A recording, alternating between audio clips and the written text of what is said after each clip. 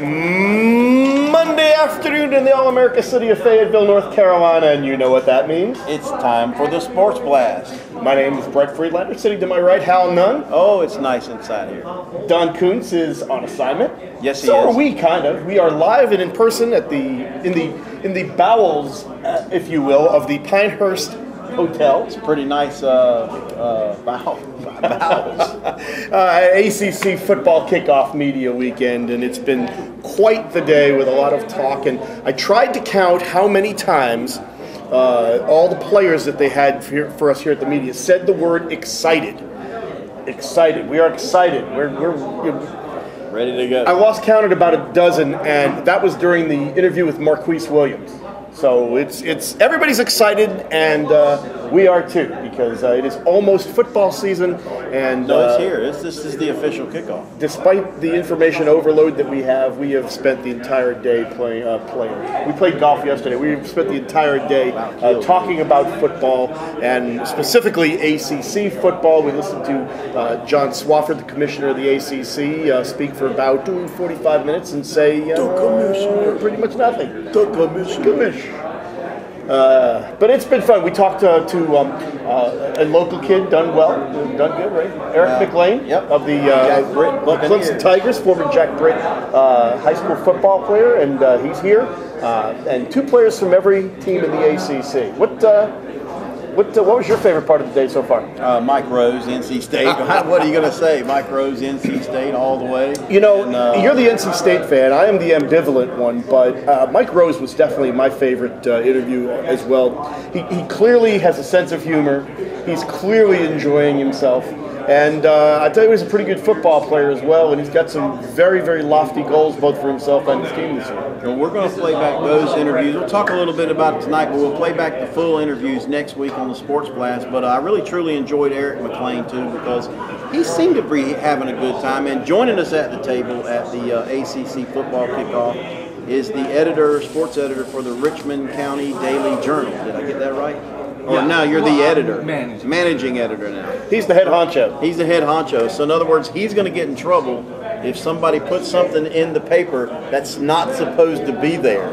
What might be we talking about? We might be referring to page 145. Page 145 of the ACC Media Guide. Yeah. And I believe Sean Stinsman was the first one to tweet it. I did. There's a lot of people taking credit. Yes, they But are. I do believe you were the first one to tweet it out.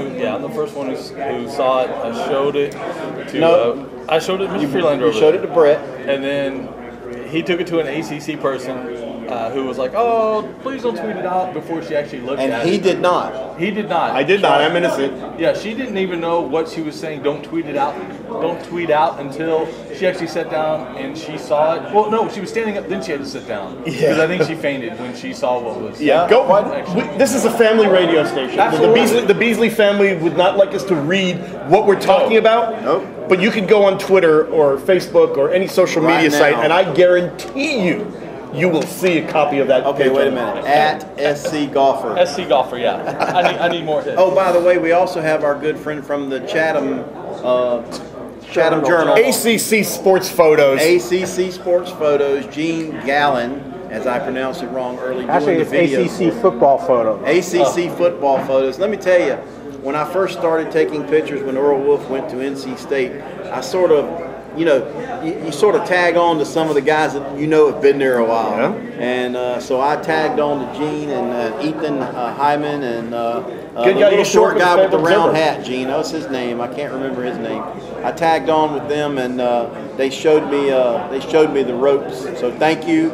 But Gene's doing a little video spot for us, so we can publish it later. But yes, get yourself an ACC Media Guide while they last, because will they be worth something in the future? I have a feeling there's going to be a ton in the dumpster here up in Pinehurst in about 5 minutes. No, see, I disagree. I think there's already an intern back in a back room with a Sharpie pen redacting Is it the same intern? Probably the same one who typed it in. Yeah.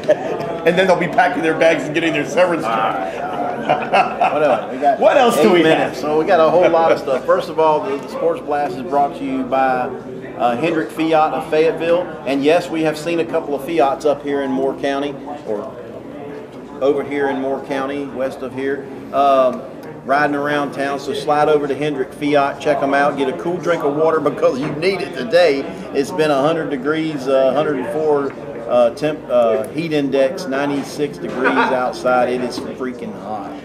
And it's July in the Sandhills of North Carolina. What do you expect? Well, I mean, sometimes you get a little break, but it's hot. But anyway, Hendrick Fiat of Fayetteville, check them out tonight. They're open till 7, but they'll stay as late as you need to get a deal done.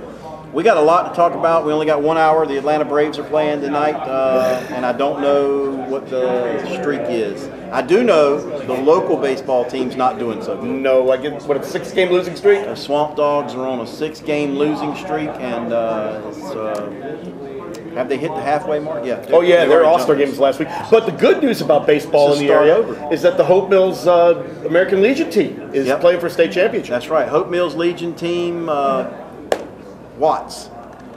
Doug Watts. Yeah. See, I did good. He was on the show last week. On the show last week. So they're going to the state championship. Also, East and West. This is the week for for all the coaches in North Carolina. Sean, are you doing any of that? Are you doing any high school? No, I'm here. I'm here. So, although the soccer coach from Richmond is coaching the East boys team this week, so he'll be playing. I've got 2 kids on the playing on the football team, but. We don't. You know, I'm kind of surprised that they still play those games, because especially the football. Because the last thing anybody needs, especially if a kid's going to be going to college, and it doesn't even matter if it's in the ACC or if it's in the Southern Conference or if it's Division III Methodist, the last thing anybody wants is their prospect going to play in a high school all-star game that means nothing and going and tearing an ACL and being out for a season. I agree with that. I think that's the reason why you see a lot of drops happen very late in the process. Then all of a sudden, like one of my kids was a replacement. So I think whoever he replaced, I think his college coach was like, maybe you don't play. Well, you see in the basketball game, Sean Kirk, the NC State signee, incoming freshman, just dropped out of the basketball game. So. I also think of Brandon Ingram, I think. Dropped out. So, I mean, it's not surprising to see these guys who are in games that are, this is an absolutely meaningless all-star game. Because a lot of times these kids are trying to get that last college. So maybe this is like a stepping stone for some of them? Right. For some of them, absolutely. You might say, hey, you know what? Hey, we have a walk-on position. Why don't you think about coming here? But for a lot of the kids who already signed, I mean, it could be a career suicide. Also, Kyle Busch, after his injury, won his 3rd out of 8 races. But he's still not in the top 30 yet. And he's not in the top 30, but I got a feeling they're going to put him in there or find out. Sean, you were saying earlier they may give him a provisional. Well, he's only about 35 points out of the top 30. So, one more good finish and he'll be, in like Flynn. I think by the time the season's over, so I think it's still like 7 races. Something like that. Before the chase starts. I think he's still got plenty of time to do it. And that'd be a heck of a story because, who would have think that, after missing a 1/3 of the season and still make the chase? And still winning. But obviously he's back on fire. And how can we forget about the Open Championship? Oh, you mean the British Open? Oh, excuse me, the British Open. Yeah. Only people in England and on ESPN call it the Open Championship. It's the British Open to me, and I'm sorry, it's just the way it is. Yeah, Zach Johnson.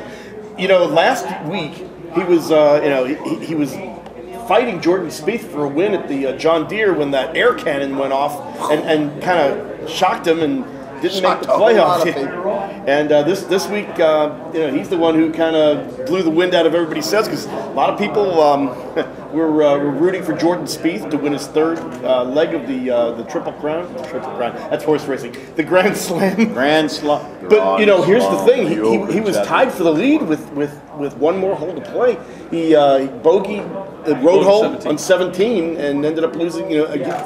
Failing to join the playoff by 1 stroke. So, really, he didn't win it, but my goodness, what an incredible accomplishment. I mean, to be that close. I mean, you got to think, he is basically one bad swing away from being in that playoff and winning possibly the third leg of that the Grand Slam. And the only difference between this and the U.S. Open that he won, because you remember he double bogeyed 17 on that one, 16 on that one. 17, and then he went back and birdied. He wasn't in the last group. See, there was already people in the clubhouse that were a shot ahead of him, so he couldn't sit back and wait for Dustin Johnson to 3-putt and hand it to him. And speaking of Dustin Johnson, once again, here's a guy up there, at, leading after 36 holes, and I don't even know where he finished. Well, yesterday there was like 5 people tied. Well, today there was at one point I think about 5 or 6 people tied for the lead as well. So I mean, it was anybody's day, and the weather did play a part. I understand. We've been here all day, but I understand the weather did get worse as the day went on. Yeah, but again, I mean, Zach Johnson started 6 under 66. It doesn't matter what will happen. And you know what? You remember that when he won the Masters, it was really lousy weather too. So maybe he's just a good mutter. But you know what?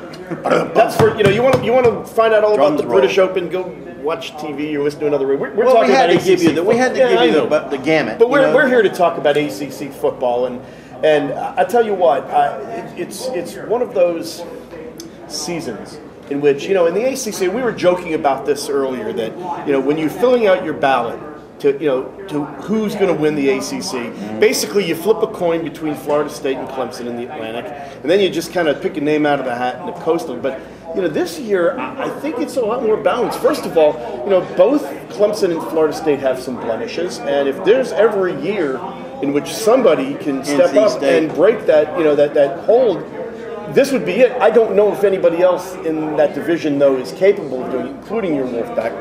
But this, if there is ever a year, this is going to be it. And I'll tell you something else, too.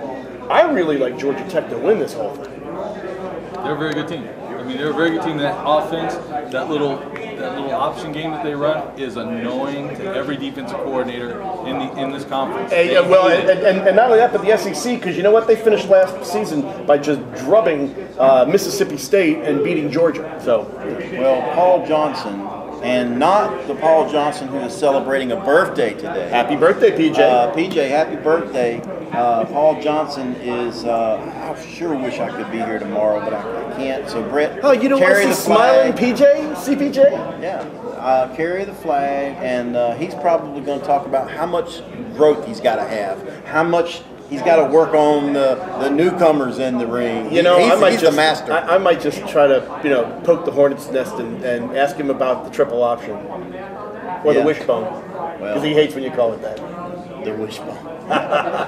So you know what? I would certainly hope that he, when he's out of the public spotlight, that he enjoys himself and has a little fun. Oh, I know he does. My goodness gracious!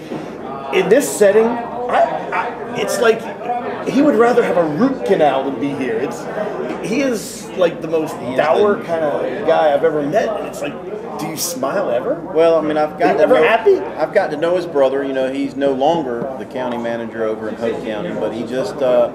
I think they hooted up quite a bit. Okay. I think he's putting all this on. So you're saying this is a character that he plays? Yeah. I think when he comes in here, he's got that stoic look. When I met him at the ACC championship when they played a couple years back, I went down on the field with Paul and his brother Tim, and I got to meet him and talk to him. No, straight stare, no comment. What are we doing here? What's going on? Yeah. Well, this guy, I'm like, get out of here. Get out of my way. I got a game to coach. Anyway, I guess we're going to take a break. Let's take a break. We'll come back. We'll kind of break down what we've learned about the local teams and anything else we've heard here. We do know, I can tell you this for a fact, one thing that we've learned here this week is that Marquise Williams has a dog named Bella who enjoys watching The Walking Dead. And we do know that the state SID, Annabelle Myers, drugged Mike Rose here and hurt his arm. So he says. That's so he says. Let me just tell you this: when there's a live microphone to be sat in front of, Mike Rose did not have to be dragged anywhere. No, he was having a really good time.